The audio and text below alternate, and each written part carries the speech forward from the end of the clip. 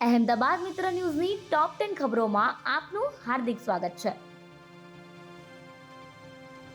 Ranip police મથકના PI બીડી ગોહિલને ફરજ પર બેદરકારી બદલ કર્યા સસ્પેન્ડ.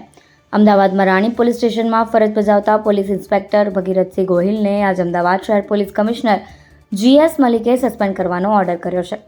ભગીરથસિંહ ગોહિલ સામે તપાસ ચાલી રહી હતી. રાણીપ વિસ્તારમાં આવેલી એક સંસ્થા અનાજની દુકાનમાં એક મહિલા દ્વારા સતત પોલીસને જાણ કરવામાં આવતી હતી કે મારી દુકાન લોકો તોડી નાખશે, પરંતુ ત્રણ અરજીઓ થવા છતાં પોલીસે કોઈ એક્શન ના લીધું. ત્યારે આજે અમદાવાદ શહેર પોલીસ કમિશનરે રાણીપ પોલીસ સ્ટેશનના પોલીસ ઇન્સ્પેક્ટર ભગીરથસિંહ ગોહિલને સસ્પેન્ડ કર્યા છે.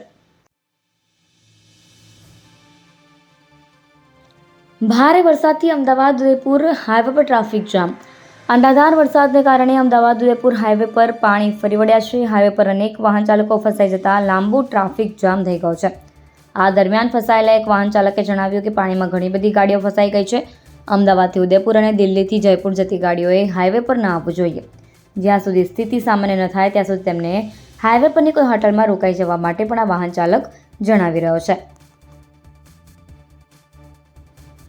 AMCના વિદેશ ગયેલા અધિકારી કર્મચારીઓની તપાસ. રાજ્યમાં રજા મંજૂર કરાવી વિદેશમાં રહેતા અને રજા પૂર્ણ થયા બાદ પણ વિદેશથી પરત નહીં આવેલા શિક્ષકોનું કૌભાંડ ઝડપાયા બાદ અમદાવાદ મ્યુનિસિપલ કોર્પોરેશનમાં પણ કેટલાક અધિકારીઓ કર્મચારીઓ વિદેશ રજા પૂર્ણ કરી પરત નોકરી પર હાજર થયા નથી તેવું મ્યુનિસિપલ કમિશનરના ધ્યાને આવ્યું છે. તેઓની સામે કોઈ ખાતાકીય કાર્યવાહી પણ કરવામાં આવી નથી. આ મામલે કમિશનરે તમામ ખાતાના અધિકારીઓને છેલ્લા 3 મહિનામાં રજા ઉપર ગયેલા અને રજા પૂર્ણ કરી નોકરી ઉપર પરત હાજર ન થયેલા તમામ કર્મચારીઓની યાદી મંગાવી છે.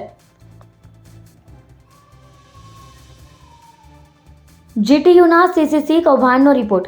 ગુજરાત ટેકનોલોજીકલ યુનિવર્સિટીમાં CCC કૌભાંડ IT વિભાગ દ્વારા માર્ક્સ સુધારવાનું કૌભાંડ સામે આવ્યું હતું. તે સમયે IT વિભાગના વડા તરીકે કેયુર શાહ ફરજ નિભાવી રહ્યા હતા, જેથી તે અંગે તપાસ કરવામાં આવી હતી. તપાસના અંતે આવેલા રિપોર્ટમાં સામે આવ્યું કે ઉમેદવારોના માર્ક્સ સુધર્યા હતા અને નાપાસ ઉમેદવારોને પણ પાસ કરાયા હતા. આ અંગે GTU દ્વારા કેયુર શાહને માત્ર નોટિસ જ આપવામાં આવી છે, જેમાં જવાબ આપવામાં આવશે, પરંતુ કોઈ કાર્યવાહી કરવામાં આવી નથી.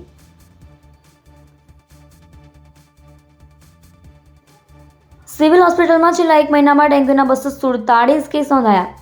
મલેરિયાના 121 કેસ નોંધાયા. લોકો સિવિલમાં બીમારી થતાં સારવાર મેળવવા માટે જાય છે, પરંતુ જ્યાં દર્દીઓની સારવાર કરવામાં આવી છે તે સિવિલ હોસ્પિટલની OPDમાં આવેલા એક્સ-રે વિભાગની બાજુમાં જ બેઝમેન્ટમાં વરસાદી અને ગંદા પાણી કેટલાય સમયથી ભરાયેલા છે. આ પાણીથી સિવિલ હોસ્પિટલ અજાણ છે કે કેમ આ ખાડા કાન કરી રહી છે તે સવાલ છે, કારણ કે વરસાદી પાણીનો નિકાલ ન થતાં મચ્છરનો ઉપદ્રવ પણ વધ્યો છે.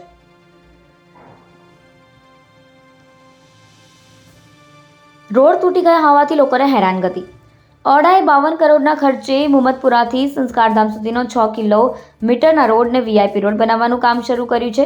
ગટરના પાણી ફરી વળવાને કારણે VIP રોડનું કામ આગળ વધતું નથી, જેને કારણે રોડ તૂટી ગયા હોવાથી લોકોને હેરાનગતિ વેઠવી પડે છે. સ્થાનિકો દ્વારા વારંવાર રજૂઆતો કરવામાં આવી હોવા છતાં પણ કોઈ પગલાં લેવામાં આવતા નથી.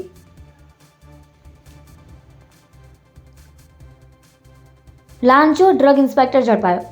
અમદાવાદમાં મેડિકલ સ્ટોર ધરાવતા વેપારી પાસેથી ડ્રગ ઇન્સ્પેક્ટર દ્વારા વિવિધ બહાના હેઠળ પૈસાની માંગણી કરવામાં આવતી હતી, જે પૈસા પ્રજાજન મનીષ ઠક્કર નામના વ્યક્તિને આપવા માટે કહ્યું હતું.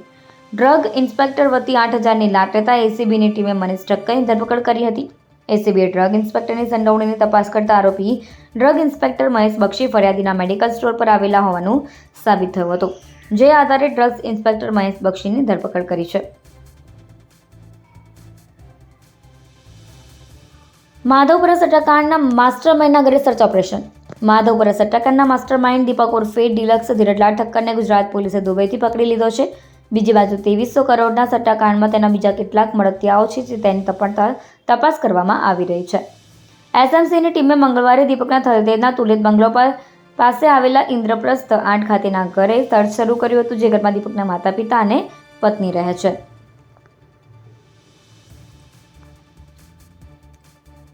બે દિવસથી ચાલતી ડોક્ટરોની હડતાળ સમેટાઈ.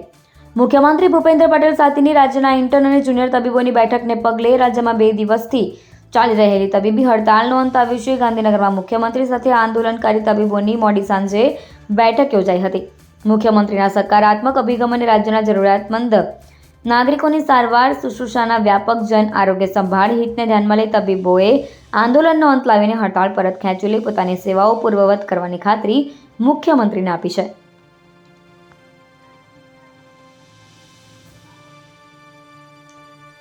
વાંદરા એરપોર્ટના પાર્કિંગ એરિયા સુધી ઘૂસ્યા. અમદાવાદ એરપોર્ટ પર 2 દિવસ પહેલા એટીસી ટાવરના એપ્રન પર પાર્ક થયેલી ફ્લાઇટની પાસે વાંદરા આવી ગયા હતા. ફ્લાઇટ અવરજવર કે ઓપરેશનમાં કોઈ અવરોધ ઊભો થયો ન હતો. એરપોર્ટ કે તેની આસપાસના વિસ્તારમાંથી વર્ષે 100થી વધુ વાંદરા પકડવામાં આવે છે. અહીં પાંજરા પણ મુકાયા છે. વાંદરા જ્યાં આવ્યા હતા ત્યારથી રનવે એકદમ નજીક હતો, પરંતુ એરપોર્ટ પર સવારે એપ્રન ફ્લાઇટના પાર્કિંગ એરિયા પર વાંદરા આવી જતા તેમની પાછળ ફોલો મે જીપ દોડાવાય તે પહેલા વાંદરા કેન્ટોનમેન્ટ બાજુ બહાર નીકળી ગયા હતા. અહેમદાબાદ મિત્ર ન્યૂઝની યુટ્યુબ ચેનલને સબસ્ક્રાઇબ કરો અને બેલ આઇકન જરૂરથી દબાવો, જેથી મહત્ત્વના સમાચાર આપના સુધી જલ્દીથી પહોંચે.